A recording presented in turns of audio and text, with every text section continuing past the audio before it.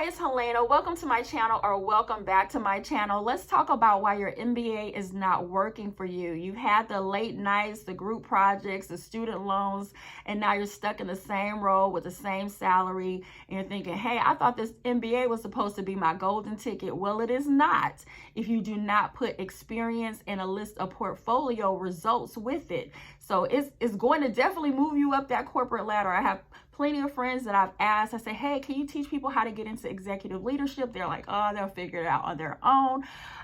But I want to be able to tell you this is exactly what you need to do in order to really have a lucrative, and I mean a lucrative career with that MBA, even if you feel right now you're stuck.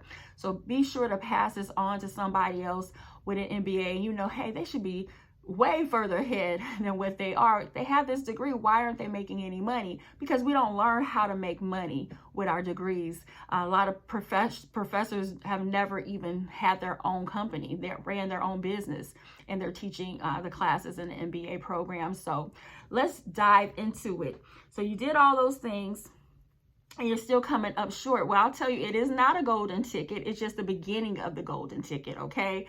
But you made a really smart decision, because I feel like even though I have a full-time job and a full-time business, I feel like I would have been further along if I had gotten that information and had those connections that you get. So people ask, does it matter where I get my MBA? No, it does not matter where you get your MBA, as long as you're not in a high growth and a highly competitive industry. Now, if you're in a high growth industry and it's a lot of competition, and you have your online MBA and this person has one from Harvard or Stanford, they're going to go with the one from the Ivy League university or this top ranking university, because it's not just about them. It's about the status, the credibility, and the pipeline of other potential candidates that they're going to bring from these highly top tier universities.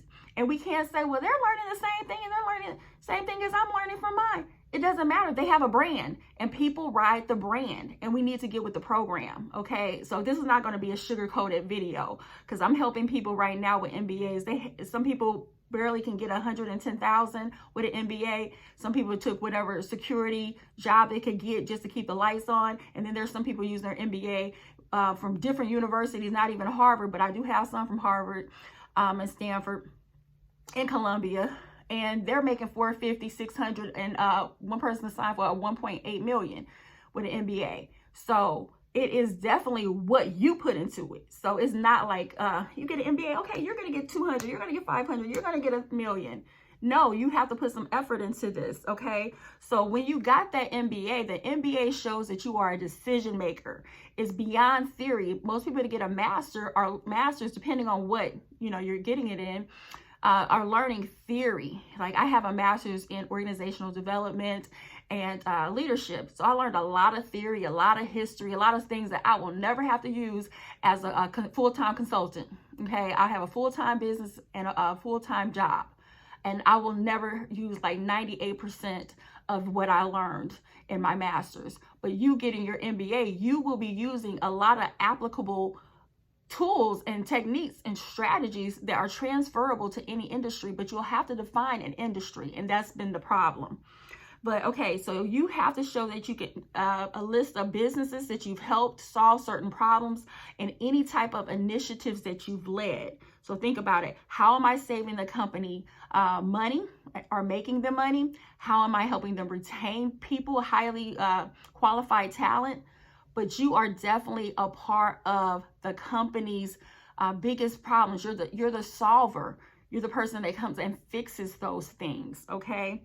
The characteristics for executive leadership, because if you have an MBA, it's not saying I want to stay in an entry-level position. It's saying I'm a manager and I want to be a director. I'm a director and I want to be a VP. I'm a VP and I want to be in the C-suite.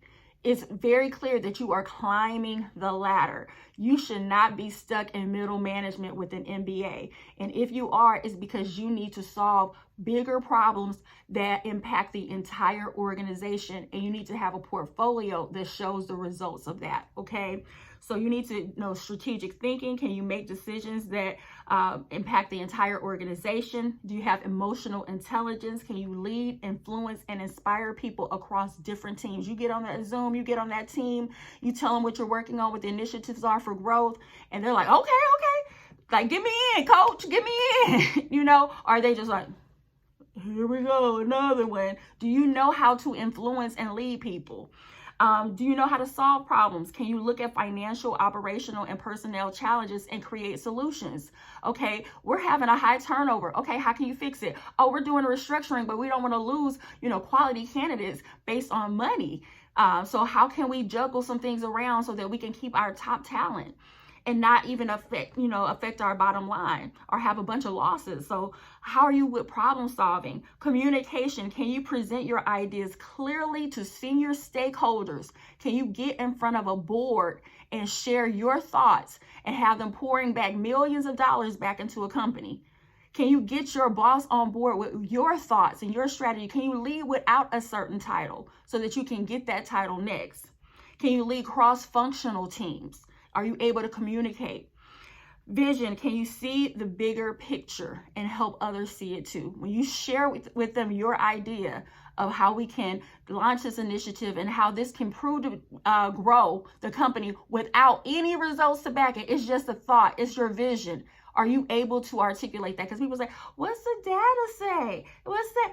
Can you actually have like almost a faith-based driven vision? Because you're going to have to come up with that and get people on board with it. That's what your MBA is, okay? Now let's talk about where you can position that MBA, because what I've seen and I'm working with now, and if there's any resume writers out there that's listening to this, please do this thing that I've done with my clients, and I just did it with my clients this year, but I've been doing this, helping people get business, start their own businesses and get jobs for over 15 plus years. So I've literally worked with people from college to get them to C-suite. So I know what it takes to get to the top, and it doesn't take being in your 40s, 50s, and 60s to be a C-suite. You can literally do it within a course of 5 to 10 years of experience. Some people, that 7-year mark is usually like sweet. It's sweet. That's a sweet spot. You can get into a C-suite role if you're very strategic and you have some sales, marketing, and some communication skills behind you and those results.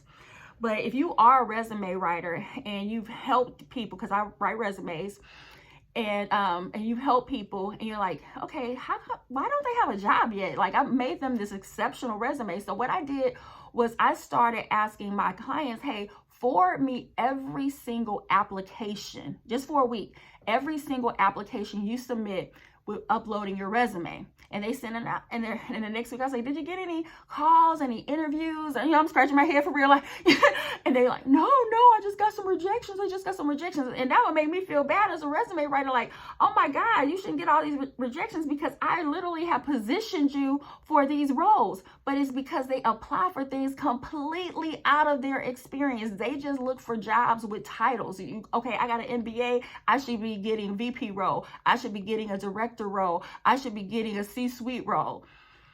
And they have no experience in healthcare, tech, finance, or anything. You still have to have some industry-related experience. So we are teaching people backwards. Find the industry first, and then get the MBA or whatever degree and build from that. But focus on the industry. Some industries are declining right now. They were really popping when I was young.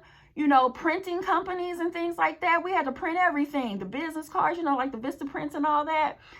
Printing business cards and signage and billboards and all that stuff. That was a declining industry. You can get things like Shutterfly or order pictures on Walgreens and things. Like, a lot of things are going down. So printing is not the biggest thing because digital is. So some industries are declining and you need to be aware of that. Okay. And so if you are a resume writer, it's because they're not getting the jobs because they're all over the place with the industries.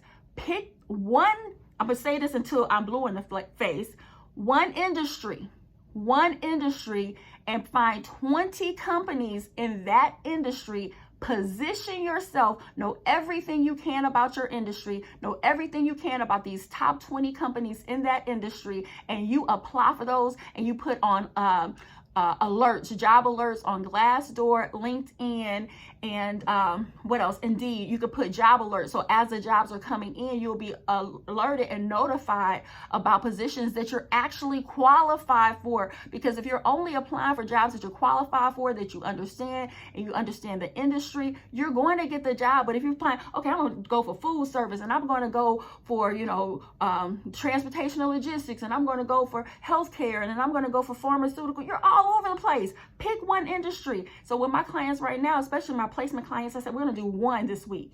We're going to apply for 20 different jobs in the healthcare industry with these different companies in the healthcare industry.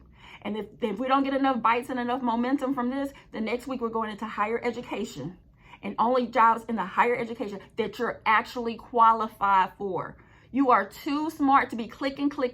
You need to read the job description and make sure that it shows that you have saved time and money, and that you have led initiatives, and you know how to solve problems. You're too smart for this, okay? So the top industries that you need to focus on: consulting firms. They want sharp thinkers who can analyze businesses and offer actionable strategies.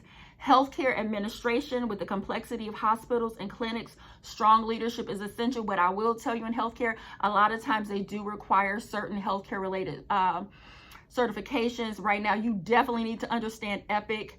You need to be able to navigate the software, navigate the systems.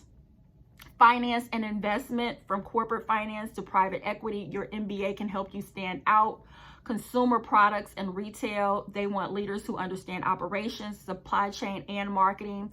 And tech is the fastest growing industry right now. So especially with AI, you need to show that you can lead and drive results. So I hope this is helpful.